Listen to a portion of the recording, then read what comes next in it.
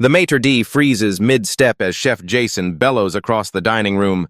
"Get those people out. They don't belong in my restaurant." Chef Jason Whitley's face contorts with disgust as he confronts the elegant black couple seated at his best table. "We don't serve your kind here," he hisses, loud enough for nearby diners to hear. "I need this table for real customers." The woman's diamond wedding ring catches the light as her husband calmly raises his phone. The husband quietly taps a name in his contacts list. Legal department. Chef Jason Whitley stalks through the pristine kitchen of Sapphire Dining Group's flagship restaurant, barking orders at staff who scramble to meet his exacting standards. Tonight carries special significance. Rumors suggest a prominent food critic plans to visit, and Jason intends to cement his reputation as the chain's premier chef. "Polish these glasses again. I can see fingerprints," he snaps at a server. "And tell Marco his risotto is still coming out too wet." The staff responds with tense efficiency, accustomed to Jason's perfectionism that borders on tyranny.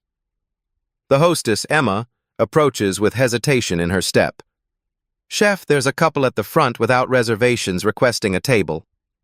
Jason glances toward the entrance. A black couple stands waiting, the woman in an elegant white dress that accentuates her poised posture, the man in a tailored suit that speaks of quiet wealth. Something about their confident demeanor immediately grates on Jason. "We're fully booked," he declares, despite the visible empty tables in the dining room. "But chef, we have 3 four-tops available, and they seem—" Emma begins. "I said we're booked." Jason cuts her off with a dismissive wave. "Those tables are promised to regulars who might call." Emma returns to the front, only to reappear moments later, visibly uncomfortable. "Sir, they're insisting on speaking with management. They mentioned something about corporate knowledge." Jason exhales dramatically. "Of course they did," he mutters, always pulling that card when they don't get their way. Meanwhile, at the entrance, Marius and Violet Parker exchange knowing glances. 3 weeks into their marriage, they're continuing the systematic review of all 58 restaurants in their recently acquired chain. Their approach is methodical. No reservations, no special treatment, no announcement. To experience their establishments exactly as ordinary customers would. "Ready?" Marius whispers, squeezing Violet's hand. She nods, the diamond on her new wedding ring catching the light. "Remember, we're just regular customers until we decide otherwise." Jason approaches the couple, a practiced smile failing to reach his eyes. His gaze slides over them assessingly, already calculating their worth to his establishment. "I understand there's a problem." His tone immediately frames them as the problem. "Actually," Violet says with measured calm, "we'd like that empty table by the window, the one you're saving for the food critic who canceled 20 minutes ago." Jason's smile falters. How could they possibly know about the critic? His eyes narrow as he recalculates the threat these strangers might pose. "I'm afraid that table is reserved," he lies smoothly. "However, I can seat you here." He gestures toward a table near the kitchen doors, the worst in the house. Marius and Violet exchange a glance but follow without objection. Once seated, Jason signals the staff with a subtle hand gesture they know well. Minimal service, nothing special. "Enjoy your evening," he says with manufactured politeness before retreating to his command post. From the kitchen doorway, Jason observes the couple with growing irritation. The man, Marius, studies the wine list with unmistakable expertise, his finger tracing vintages and regions with practiced familiarity. The woman, Violet, examines the menu not as a customer but as someone who understands restaurant operations, whispering observations to her husband. Their server, Zoe, a recent hire still untainted by Jason's prejudices, approaches the kitchen with their order. "They've ordered the tasting menu with premium wine pairings," she reports. "The gentleman asked detailed questions about our suppliers, and the lady wanted to know why our signature dish differs from the one at the downtown location." Jason scoffs. Trying to impress each other with knowledge they probably Googled before coming, probably spent their whole month's salary to come here and act sophisticated. His sous chef, Daniel, shifts uncomfortably but remains silent. When Marius requests to speak with the chef about a particular wine pairing, Jason sends the sommelier instead. Minutes later, the wine director returns, looking perplexed. "Chef, they seem unusually knowledgeable. The gentleman corrected me on the vintage of our Bordeaux, and the woman asked why we've modified the original recipes from the founder's menu." Jason's suspicion deepens into paranoia. Are they reviewers? Competitors? Corporate spies? He decides to personally deliver their appetizers to assess the threat. Approaching their table with forced congeniality, he presents the first course. Our signature crab cakes with saffron aioli. Violet takes a bite, her expression revealing nothing as she exchanges a look with Marius. "Interesting interpretation of the original recipe," she notes. "Original recipe?" Jason questions sharply. "This is my creation." "Is it?" Marius responds with a smile that somehow feels challenging. Jason returns to the kitchen, pulling up social media searches on his phone, determined to uncover the real identity of these troublesome guests. Jason's fingers move rapidly across his phone screen, searching social media platforms for any trace of the couple. Nothing useful appears. No restaurant reviewer profiles, no food blog mentions, no industry connections he recognizes. The lack of information only intensifies his unease. "They must be using different names," he mutters to himself, pocketing his phone as the couple's main courses finish preparation. He notices his sous chef, Daniel, adding extra truffle shavings and an artistic drizzle of aged balsamic to the plates, special touches reserved for VIP guests. "What are you doing?" Jason snaps, sliding the plates toward himself. "Just finishing the presentation, chef," Daniel replies. "Not for them." Jason deliberately scrapes off the extra garnishes and wipes away the decorative sauce work, replacing it with the standard presentation. They get the regular version, not the VIP treatment. At their table, Marius and Violet immediately notice the difference between their entrees and those being served to other guests. Their plates lack the artful presentation visible on neighboring tables. They exchange a knowing glance but make no comment, discreetly taking photos of the food with their phones. Jason watches from his vantage point as Violet's phone screen lights up with a notification. "All locations data compiled. Ready for your review tomorrow." His suspicions crystallize. They must be connected to corporate somehow, perhaps consultants hired to evaluate the restaurants. He approaches their table mid-meal, hovering over them with barely concealed hostility. "Is everything satisfactory?" His tone suggests he expects complaints. "The concept is excellent," Violet replies with diplomatic precision, though the execution seems inconsistent with the brand standards. Jason's face flushes. "Brand standards? I've been with Sapphire for 8 years. I think I know our standards." "Interesting," Marius says, making a note on his phone. Jason notices Violet has barely touched her wine. An opportunity to assert dominance presents itself. "Not to your liking?" he asks with a condescending smile. "Perhaps something less sophisticated would suit your palate better." Several nearby diners look uncomfortable at his tone. Zoe, their server, hovers nervously nearby. "Actually," Violet begins, but Jason cuts her off.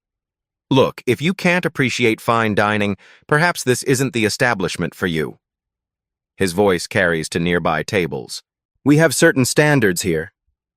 The restaurant falls silent. Marius's expression remains neutral, but his eyes harden. "Standards?" "Yes, standards," Jason continues, lowering his voice but making his meaning clear. "We cater to a particular clientele who understand quality." Violet calmly places her napkin on the table. "Are you asking us to leave?" "I'm suggesting you might be more comfortable elsewhere," Jason replies with thinly veiled contempt. Marius stands, helping Violet with her chair. "We'll be going then. But first—" He begins reaching into his jacket pocket. Jason interrupts. "No need for a scene. Your meal's on the house. Just go." The couple leaves with dignity, Marius whispering something to Violet that makes her nod firmly.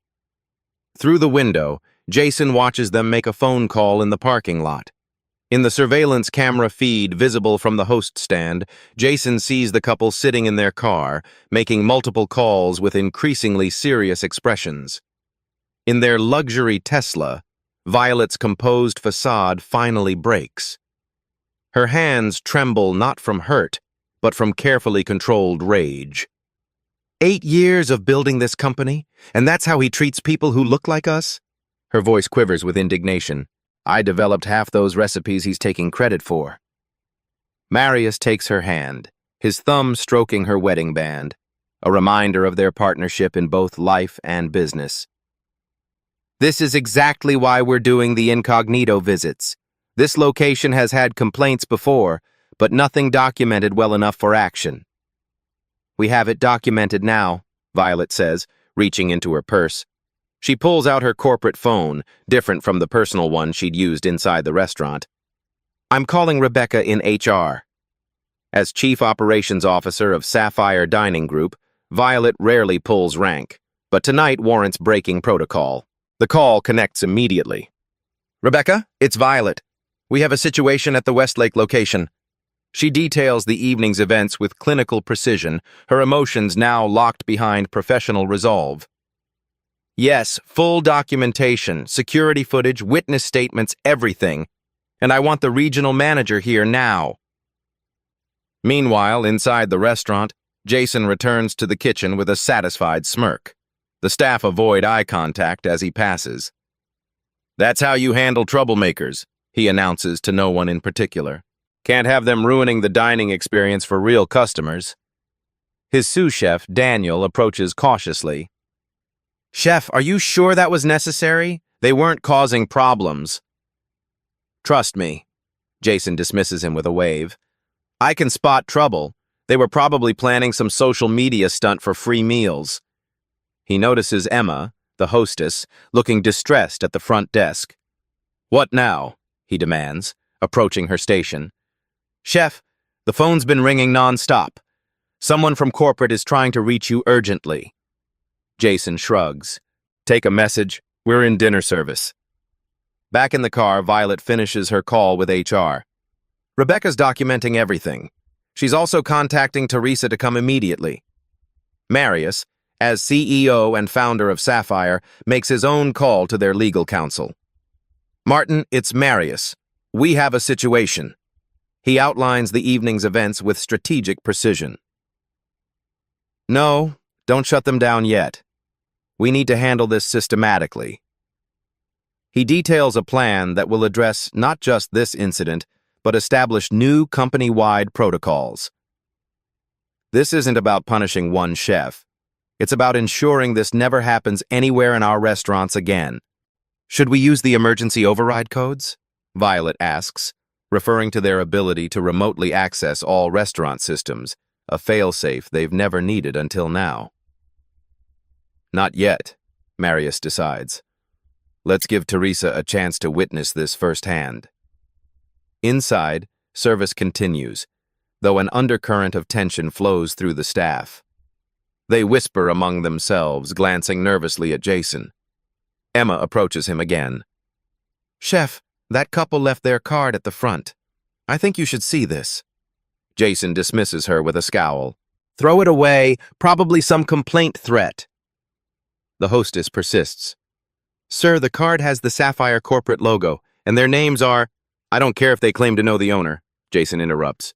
I'm in charge here tonight. What Jason doesn't see, Regional Manager Teresa Alvarez has just parked her car and is reviewing security footage remotely on her tablet before entering. Her expression grows increasingly grave as she watches the entire interaction from multiple angles. As Jason returns to the kitchen, his personal phone buzzes with a text from an unknown number. Your actions tonight have been recorded and are being reviewed by leadership. Do not leave the premises after service. Jason stares at his phone screen, reading the anonymous message twice before dismissing it with a scoff. Nice try, he mutters, assuming it's a bluff from the couple he ejected. Still, a seed of doubt takes root in his mind. He opens his email app, noticing several urgent messages from corporate headquarters that arrived during dinner service. messages he'd been too busy to check. The subject lines contain words like urgent, immediate review, and response required. A flicker of unease passes through him. The kitchen doors swing open as Regional Manager Teresa Alvarez enters. Her tailored suit and rigid posture signal this isn't a casual visit. The kitchen staff fall silent, sensing the shift in atmosphere. "I need the security footage from tonight," Teresa announces without preamble. "And I'll need to speak with all staff who interacted with the Parkers." Jason approaches, extending his hand with forced casualness. "Teresa, good to see you. What brings you in during dinner service?" She ignores his outstretched hand. "We have a situation, Jason. I need your office for interviews." "Interviews? What's happening?" His confidence wavers for the first time tonight. "I'm conducting an investigation into tonight's incident with the couple you asked to leave." Jason scoffs, recovering his composure. "Those people were disrupting my restaurant. Whatever complaint they filed is exaggerated." Teresa's expression hardens.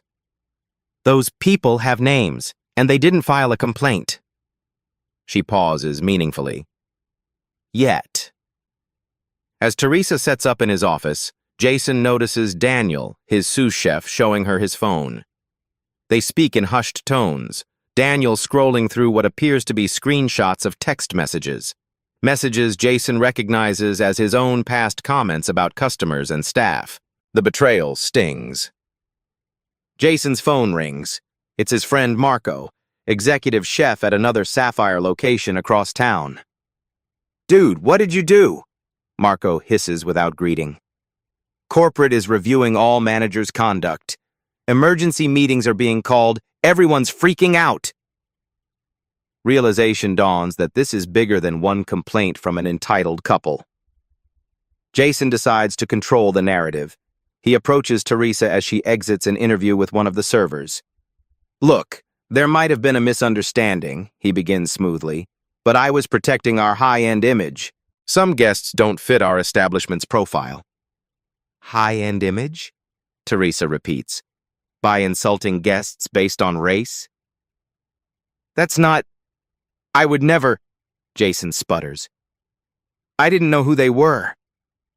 Teresa's gaze is piercing. "That's exactly the problem. You shouldn't treat anyone that way regardless of who they are." Teresa's phone rings and her expression changes as she answers, "Yes, sir. He's right here, I understand. We'll proceed as discussed." She turns to Jason. "That was Marius Parker. He and his wife are returning with the company's legal team." Panic seizes Jason's chest like a vice. He retreats to his office, hands trembling slightly as he closes the door. The gravity of the situation finally penetrates his defensive shell. He drops into his chair and frantically opens his laptop, typing Marius Violet Parker Sapphire Dining into the search bar. His blood runs cold as their profiles load on the corporate website. The man's professional headshot stares back at him. Marius Parker, CEO and founder of Sapphire Dining Group. Beside him, the woman Jason had dismissed so contemptuously. Dr. Violet Parker, Chief Operations Officer and Head of Culinary Development. The Parkers aren't just executives, they created the entire restaurant chain. Recent news articles celebrate their marriage 3 weeks ago and outline their vision for expanding the business they built from nothing into a culinary empire. A featured article details Violet's journey from culinary school to corporate leadership, specifically mentioning the signature crab cake recipe, the very one Jason had claimed as his own creation, which she developed in her grandmother's kitchen before opening their first location. Jason emerges from his office ashen-faced, finding Teresa organizing the staff in the main dining room. The restaurant's regular closing time is still 2 hours away, but guests are already being approached by servers. "Everyone, we're closing early tonight," Teresa announces with practiced authority. "Please inform guests they'll receive gift cards for the inconvenience." "You can't close my restaurant," Jason protests, his voice cracking. "It's not your restaurant," Teresa corrects firmly. "And yes, I have explicit authority to close this location for emergency review." Jason watches helplessly as guests are apologetically escorted out. Several staff members avoid eye contact with him, while others whisper and glance his way with unmistakable judgment. Zoe, the server who had been kind to the Parkers, approaches Teresa with her phone in hand. I have documentation too. Chef Jason has sent multiple people of color to poor tables, regardless of reservations. I've been keeping notes since I started 3 months ago. More staff begin coming forward with similar accounts. The bartender, the maitre d', even the dishwasher. Jason realizes a pattern of behavior he'd normalized is now being systematically exposed under the harsh light of scrutiny. His sous chef, Daniel, confronts him quietly in a corner. This isn't the first time, Chef. You've been warned about your comments, your seating choices. We've covered for you because we feared for our jobs, but what you did tonight crossed a line. Jason attempts damage control, stepping away to call friends at corporate offices, but messages go unanswered and calls direct to voicemail. When he tries to access the restaurant's reservation system remotely, he discovers his credentials have been revoked. Through the front windows, Jason sees 3 black corporate SUVs pull into the parking lot, Violet and Marius stepping out of the first, followed by men and women in business attire carrying tablets and legal folders. The restaurant stands eerily quiet, emptied of customers, with only key staff members Teresa has asked to remain. Jason considers slipping out the back entrance, but when he tests his key fob against the security pad, the light flashes red. His access has been remotely deactivated. Even the emergency exit would trigger an alarm he can no longer silence. The front doors swing open. The Parkers enter first, followed by their entourage of legal and corporate representatives. Their demeanor has completely transformed from earlier. Gone are the polite, reserved guests who endured his contempt. They now radiate executive authority that commands the room's attention. Jason steps forward, attempting a placating smile that doesn't reach his eyes. Mr. and Mrs. Parker, there's been a huge misunderstanding. That's Dr. Parker, Violet corrects coldly, and Mr. Parker. And there's no misunderstanding. We have multiple camera angles and witness statements. The room falls silent as Marius addresses the assembled staff. For those who don't know me, I'm Marius Parker, founder of this company. His voice carries the quiet confidence of someone accustomed to being heard without raising his voice. My wife, Dr. Violet Parker, is our COO and the creator of our culinary program. We've been conducting incognito visits to all our locations following our acquisition of 3 new restaurant groups. Violet steps forward, her gaze sweeping across the staff before settling on Jason. Tonight was meant to be a standard quality check. Instead, it revealed systemic issues that require immediate action. A woman in a tailored suit distributes documents to everyone present. These are non-disclosure agreements regarding tonight's events, she explains professionally. This is now an active legal matter. Jason interjects, desperation edging into his voice. I had no idea who you were. If I'd known... That's precisely the point, Marius cuts him off, his tone measured but unyielding. You shouldn't need to know someone's status to treat them with basic respect. Violet addresses the staff directly, her voice softening. We're implementing an emergency protocol. This location will remain closed tomorrow for training and review. All staff except management will receive paid leave during this time. Jason watches his authority evaporate before his eyes. Staff members he's intimidated for years now look directly at him, their expressions a mixture of vindication and relief. As for you, Chef Whitley, Marius continues, turning to face Jason directly, you are suspended pending investigation. Please surrender your credentials and access cards. Jason's hand moves to his chest pocket where his ID badge hangs, his fingers suddenly numb as the reality of his situation sinks in. As Jason reluctantly hands over his ID badge, Violet steps closer. By the way, the crab cake recipe you claimed is yours? I developed that in my grandmother's kitchen when I was 24. Tell me again how you created it? The room falls silent as Jason stands speechless before Violet's direct challenge. The sous chef and line cooks exchange glances. They've heard Jason boast about his recipe countless times, claiming inspiration struck during his travels through the Chesapeake region. Jason's mouth opens, but no words emerge. The culinary foundation on which he's built his reputation crumbles in real time. Marius gestures toward the large conference room adjacent to the main dining area. Let's continue this discussion more formally, he suggests, though everyone recognizes it's not a request. Once everyone is seated around the polished table, Marius activates the wall-mounted display screen with a few taps on his tablet. For transparency, we want everyone to understand exactly what's happening. The screen illuminates with the Parkers' professional profiles. Marius's business background unfolds in impressive detail. Founding Sapphire Dining Group with a single location and expanding to 58 restaurants across the country over 8 years. Beside his accomplishments appears Violet's equally impressive trajectory. Her culinary training at world-renowned institutions, her doctorate in food anthropology, and her role developing the company's award-winning menu concepts. 3 weeks ago, Marius explains, we married after 5 years as business partners. As a wedding gift to each other, we decided to experience our restaurants as regular guests would. No special treatment, no advance notice, no exceptions. Violet continues the narrative, her voice carrying both authority and disappointment. We've visited 12 locations so far. 10 provided excellent service.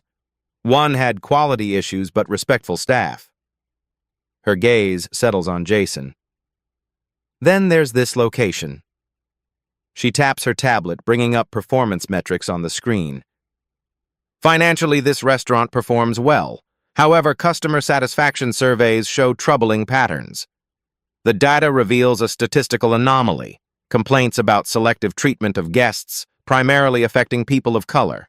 We initially attributed this to statistical noise, Marius notes, until tonight, when we experienced it firsthand. Teresa presents her preliminary findings from the staff interviews conducted over the past hour. I've documented 17 incidents in the past 6 months where Chef Whitley gave preferential treatment based on perceived status or race. Jason attempts to defend himself, desperation edging into his voice. That's absurd. I treat VIPs specially because they're valuable to the business. That's just good hospitality. And how do you identify these VIPs? Violet asks pointedly. Before Jason can answer, Marius displays records from their booking system. Our data shows white customers with similar spending habits and visit frequency are 3 times more likely to receive premium tables at this location compared to customers of color with identical profiles. The evidence continues mounting with methodical precision. Staff testimonials, recorded incidents, Jason's own documented comments in management meetings, all revealing clear patterns of bias he can no longer dismiss as isolated incidents. Jason sinks deeper into his chair as he realizes he's being systematically exposed, not just for tonight's incident, but for a long-standing pattern of behavior. What he considered normal business decisions reveal themselves as discriminatory practices he can no longer justify. Violet stands, her presence commanding despite her soft voice. I built this company's culinary identity from my family's recipes.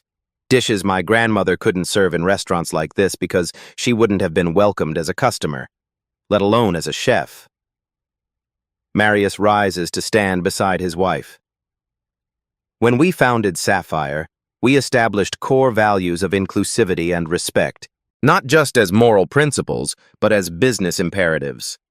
Restaurants that welcome everyone outperform those that don't. The data is unequivocal. He turns directly to Jason. You violated these principles repeatedly while taking credit for Violet's work and damaging our brand in ways you never considered. Violet pulls up one final slide, the company's founding document with their mission statement prominently displayed, to create spaces where everyone experiences the dignity of exceptional service. This, she says quietly, is what you've been undermining every day. Tomorrow morning at 9 a.m., Marius announces, we're holding an emergency board meeting to address not just this incident, but to implement company-wide changes. Chef Whitley, your presence is required, as is your full access to your communication records for the past 12 months. Jason steps through the glass doors of Sapphire Dining Group's corporate headquarters at 8:45 a.m., acutely aware of how out of place he appears. His chef's whites have been replaced by an ill-fitting suit he hasn't worn in years.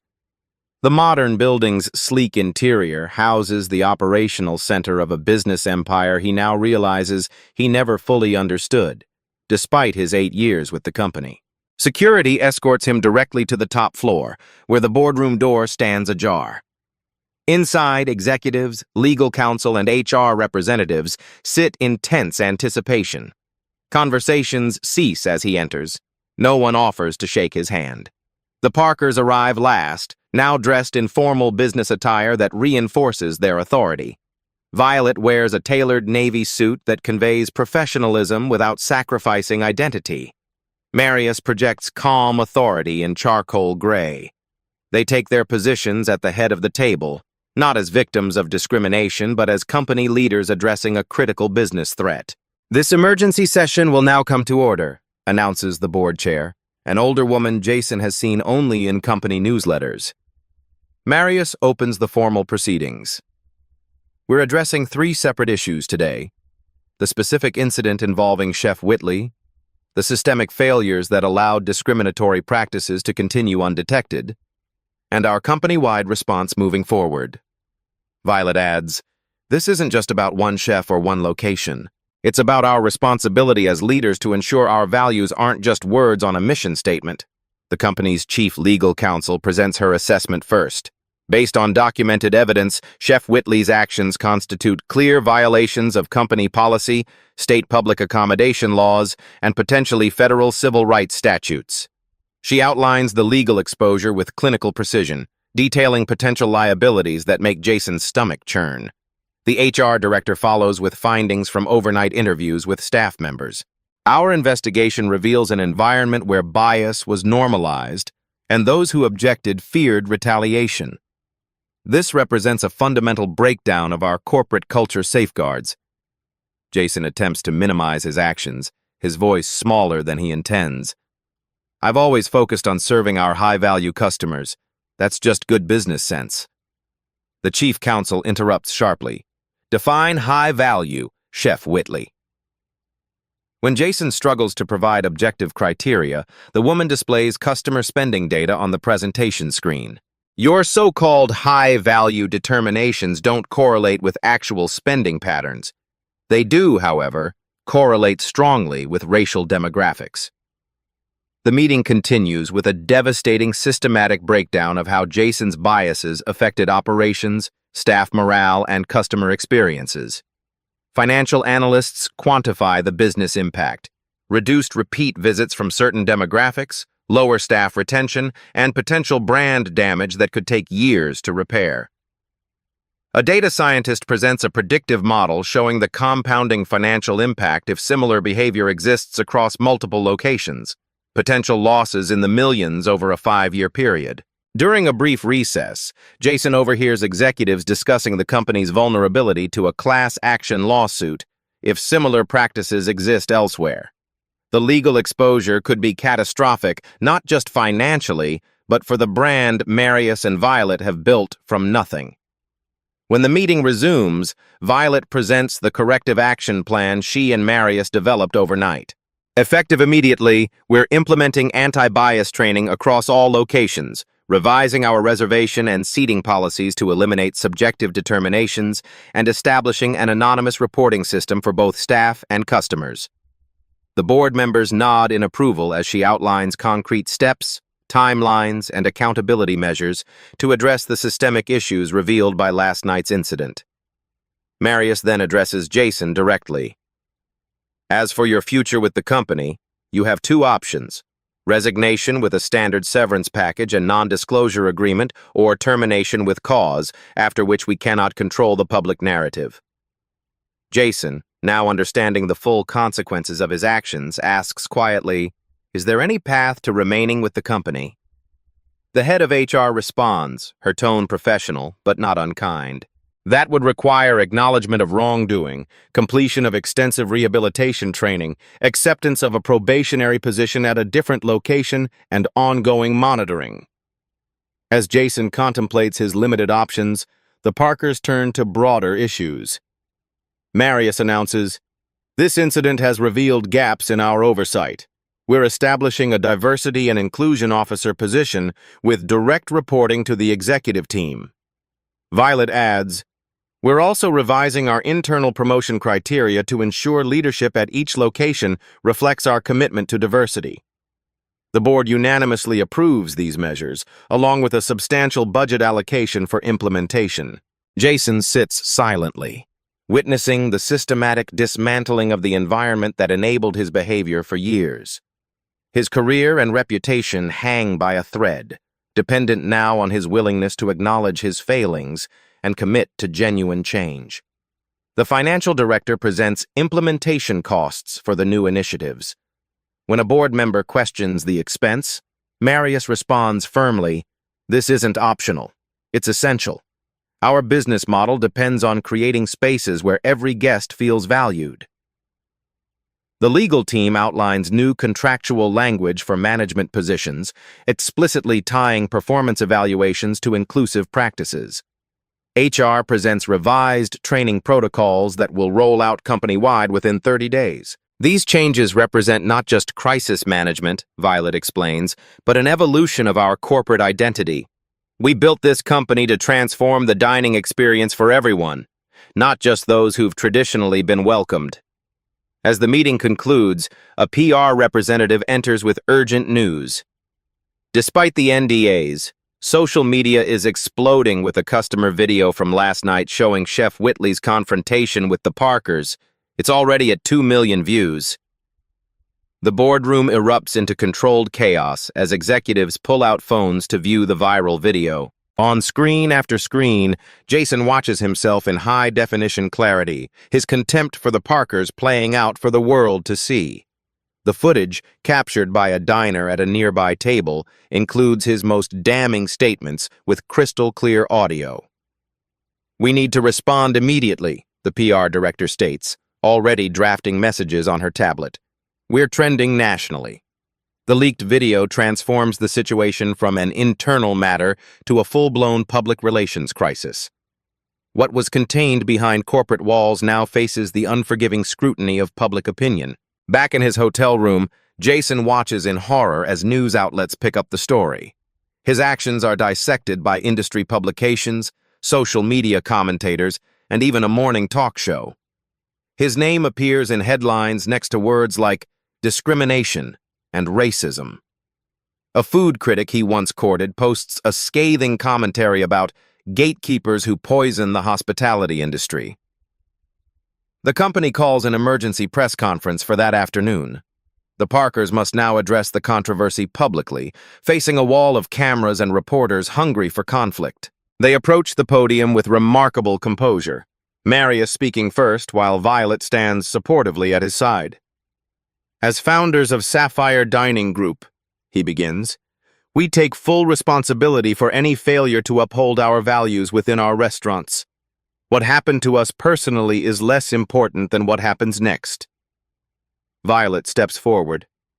"We're implementing immediate changes to ensure all guests receive equal treatment, regardless of appearance, background, or status.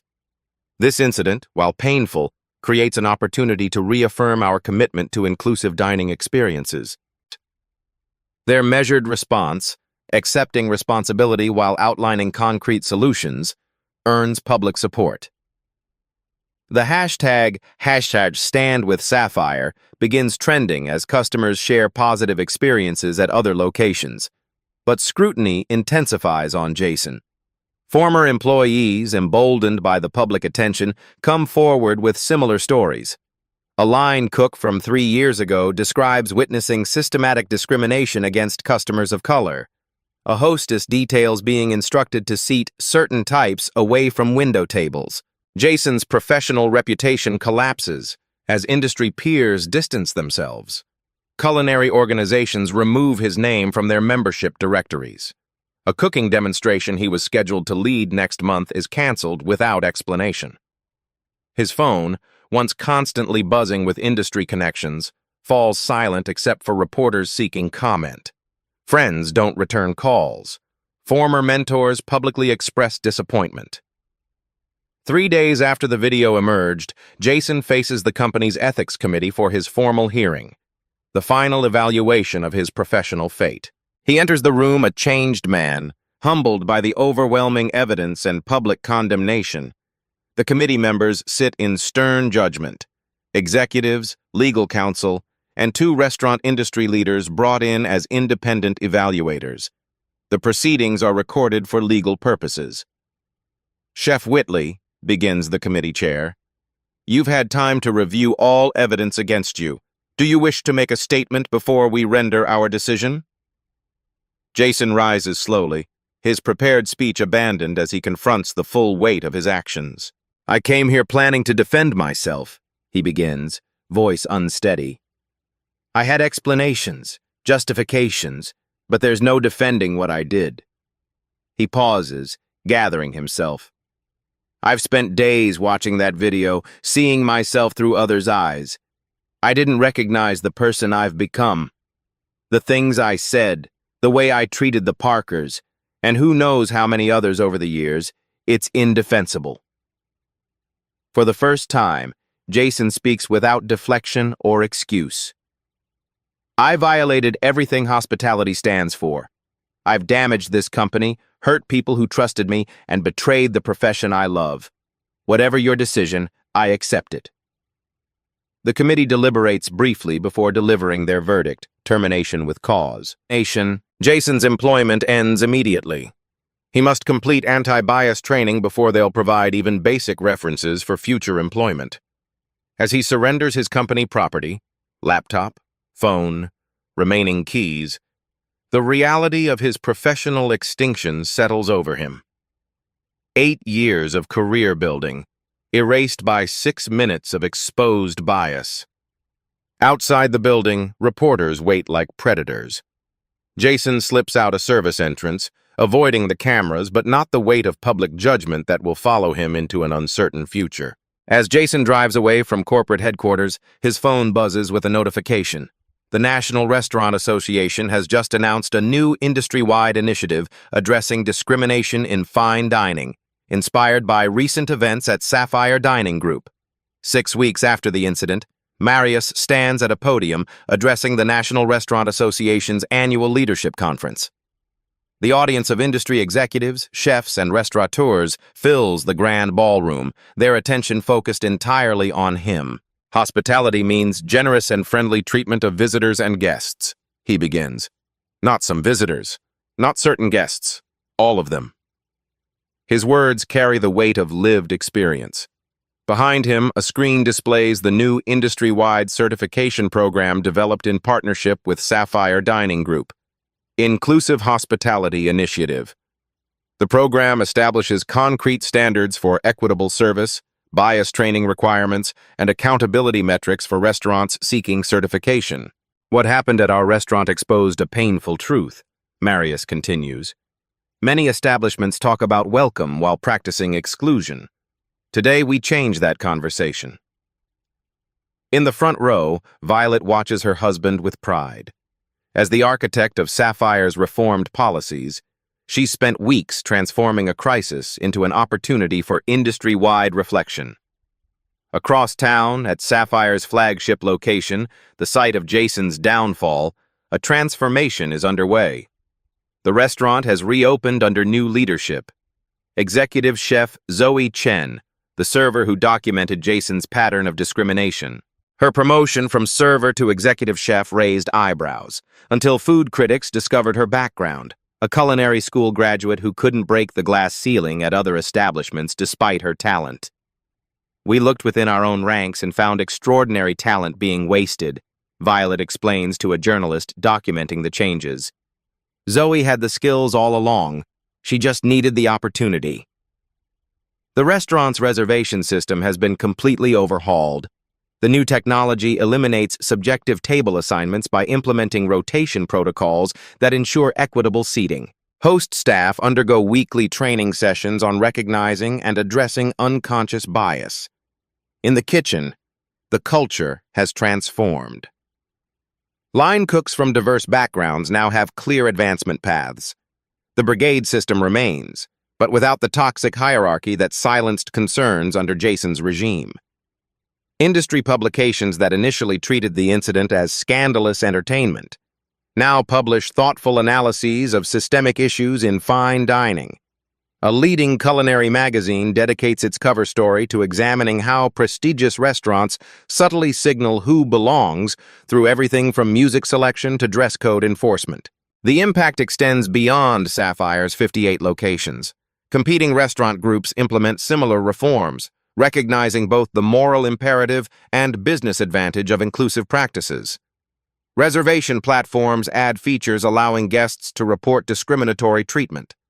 Culinary schools revise curricula to include mandatory courses on equitable hospitality. Data from Sapphire's locations reveals an unexpected business outcome.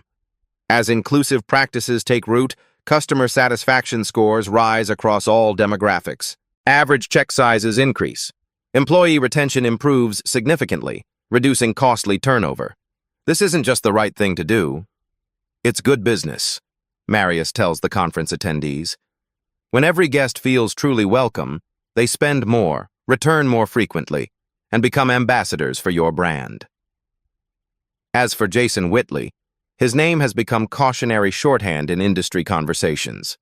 While he's disappeared from public view, his impact remains, not as the chef he aspired to be, but as the catalyst for overdue change. At the conference, a restaurant owner approaches the microphone during Q&A. We've implemented your inclusive policies, but how do we address resistance from longtime customers who prefer the old exclusive atmosphere? 1 year after the incident, Marius and Violet Parker stand in the kitchen of their original Sapphire location, the small restaurant where everything began 9 years ago. The space feels intimate compared to their newer establishments, but it holds the soul of their vision. Violet adjusts the framed mission statement hanging prominently on the wall. To create spaces where everyone experiences the dignity of exceptional service. The words, once aspirational, now serve as a daily reminder of lessons painfully learned. I never thought our wedding trip would transform the company this way, she says, straightening a photo beside it, the two of them on opening day, younger and terrified, but determined. Marius slips his arm around her waist. Sometimes transformation requires disruption. The restaurant has just closed after dinner service. The staff, more diverse than ever, finish their closing duties with efficient camaraderie. There's an ease to their interactions that speaks to the cultural shift across all Sapphire locations. Chef wants to know if you'll taste the new spring menu items, calls the sous chef, a young woman who came through their recently established culinary apprenticeship program targeting underrepresented communities. They move to the tasting table, where executive chef Raymond Williams, who replaced Zoe after her promotion to culinary director, presents his seasonal creations. Raymond, a veteran chef who left retirement to help implement Sapphire's new kitchen culture, places plates before them with quiet confidence. I've adapted Dr. Parker's grandmother's spring pea soup, he explains, added a modern interpretation while respecting the original. This acknowledgement of culinary heritage, once obscured by Jason's appropriation, has become standard practice throughout Sapphire. Every menu now credits the cultural origins of signature dishes. As they taste, Violet makes notes on flavor profiles while Marius reviews the latest company metrics on his tablet. The numbers tell a compelling story. Customer satisfaction at record highs, staff turnover at historic lows, and profits exceeding projections across all locations. The industry report came in, Marius mentions between bites. 43% of fine dining establishments have adopted our inclusive service protocols. The certification program has 300 applications pending. The transformation extends beyond their company. The incident that began with humiliation has catalyzed industry-wide reflection. Restaurant critics now routinely evaluate establishments on equitable service practices alongside food and ambiance. Culinary schools incorporate bias awareness into core curricula. As for Jason Whitley, they rarely speak his name. After completing mandated sensitivity training, he opened a small catering business in another state. humbled, but employed. His story serves as a case study in hospitality management courses on how unchecked bias destroys careers and damages organizations. Later that evening, in their home office, Violet reviews applications for their foundation's culinary scholarship program, supporting aspiring chefs from underrepresented backgrounds. The initiative, funded by a percentage of Sapphire's profits, represents their commitment to addressing hospitality's systemic inequities. Sometimes I wonder if we should thank him, Violet muses, setting aside the applications. Without that night, would we have seen what was happening in our own company? Marius considers this. Perhaps, but I prefer to focus on what we built from that moment, not what caused it. They've declined dozens of interview requests about the incident, preferring their actions to speak louder than words. The changes implemented, transparent reservation systems, bias training, diverse hiring practices, equitable advancement opportunities, have become their true statement. The best restaurants don't just feed people, Marius says, echoing the closing line from his speech at last month's Industry Awards, where Sapphire received recognition for leadership in workplace equity. They nourish dignity through genuine hospitality. Everyone deserves a seat at the table.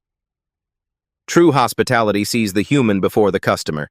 Dignity isn't reserved for those who look the part. If you've made it this far in our story, you've witnessed something powerful, a moment when justice was served not through violence or revenge, but through accountability and transformation.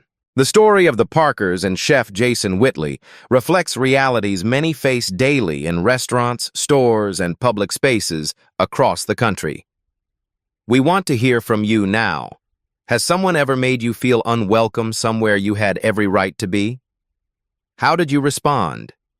Your experiences matter, and sharing them helps others know they're not alone. Don't forget to subscribe to Beat Stories and hit that notification bell so you never miss our powerful real-life justice stories. If this video resonated with you, smash that like button. It helps our channel reach more people who need these stories of accountability and empowerment. Join our growing Beat Stories community, where we expose the moments when the tables turn and justice is served.